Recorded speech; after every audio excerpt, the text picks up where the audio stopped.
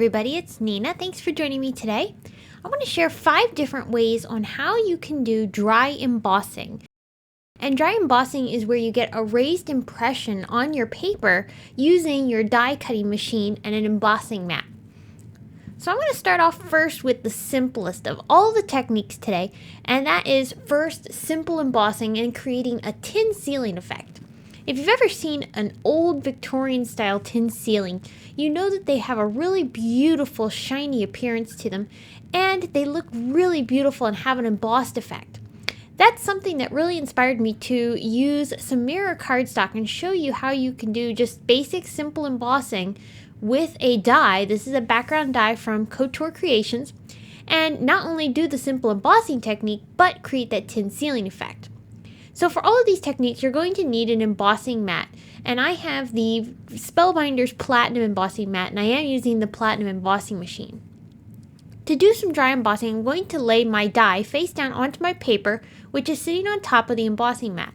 Then I'm taking 2 pieces of cardstock to use as a shim. You might want to experiment to see what kind of shim you need for your particular piece. Some machines may not need one. I felt I needed 2 pieces of paper to create a shim. I added my cutting plate on top of that and then ran the entire piece through my die cutting machine. And when I'm done, I get this really beautiful embossed texture on my cardstock. And because it's using mirror cardstock, it emulates a tin ceiling, which you see throughout Victorian architecture. Another fun way to do embossing techniques is to enhance your embossing with coloring. Now there's a couple ways you can do this, and I'm going to show you 2 different versions of this here. This first card that I created features some beautiful ink blending over the embossed areas of our design. So the design was created with this beautiful geometric die from Neat and Tangled. And this is a die, but it's not going to be cutting into our paper. Just like the first technique where I created that embossed texture into that mirror cardstock, this is doing the same thing. However, I'm doing it into Bristol cardstock this time.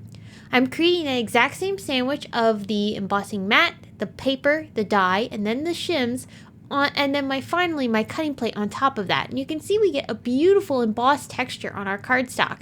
And it's a really beautiful way to get some really fun texture in your projects. Now we can step this up by adding color. Now if you don't have a die like this where it has the openings in the die itself to be able to do the ink blending and such, you could go ahead and die cut then this particular shape from a piece of white cardstock or any type of slick surface if you prefer that more, and then lay that over top of that die design and use that as a mask or stencil. And you can see when we add that ink color on top of our embossed design, it adds such beautiful interest and excitement to the background, which is really fun. Now if you did use the die as a stencil, you can easily clean that up by taking a damp rag or baby wipe and just wiping off any excess ink that was sitting on top, and then give it a good dry with a dry rag. Now another way to do some fun enhancing to your embossing is to use markers. In particular here I've used Copic markers, but you don't have to use Copics. You can use any type of medium that you prefer to do this technique.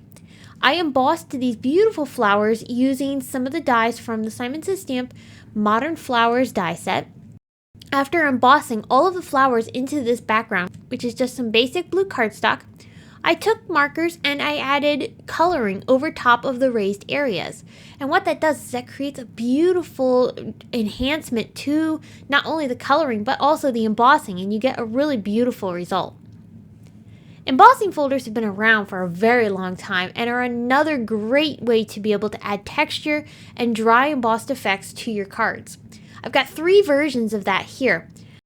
This first one uses a Carabelle Studio embossing folder, which has these beautiful artsy hearts on it.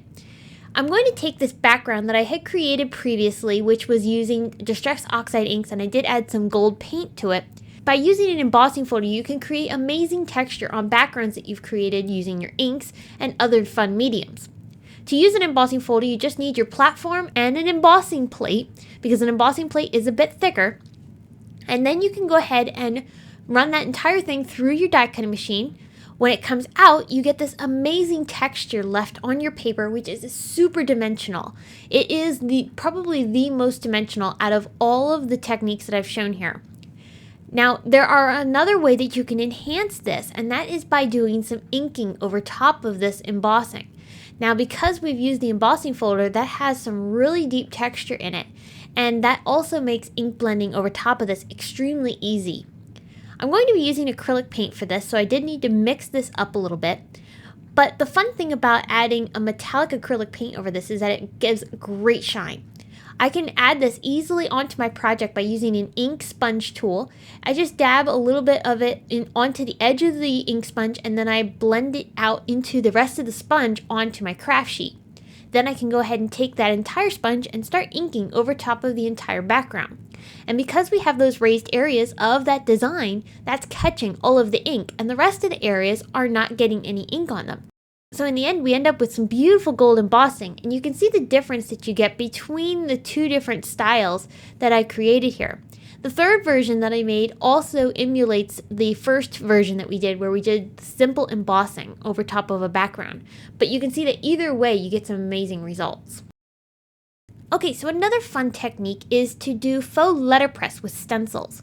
Here I have the Simon Says Stamp Folk Dance stencil, and I've created a really fun faux letterpress effect by taking some ink and smushing that into the paper when I run this through my die cutting machine like an embossing folder.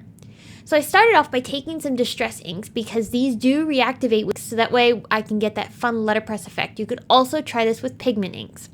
I'm smushing those inks all over the stencil, making sure I get it really covered nicely. Then I'll spritz that with water until the ink starts to bead up.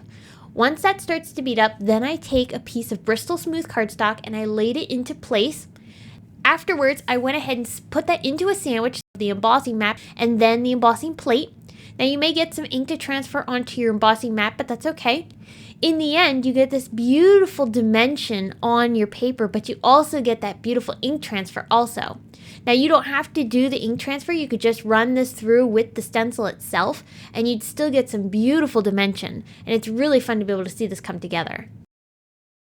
Okay, one more technique for you, and that's creating a ghosted embossed sentiment in the background of your card. Sometimes you might want to add a sentiment to complement another sentiment that you're adding onto your project, but you don't want it to really take center stage on the card. You just want it to kind of just be there and be subtle and not be the full focus. So a fun way to do that is to take letter dies, or even if you have a word die, you can go ahead and run this through your die cutting machine just like you have been with all of the other embossing techniques. You'll run that through with your embossing mat and your embossing plate, and then you end up with this beautiful embossed texture because you have those letters being impressed into your background. And I really love the effect of that.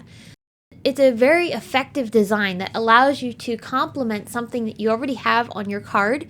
And this also, because it's so large, grounds the rest of the design really nicely and adds a lot of really fun and interesting texture. I hope that these 5 ideas have inspired you to try doing some dry embossing on your own. There are so many ways that you can use dry embossing as techniques and fun ways to be able to add interest to your projects.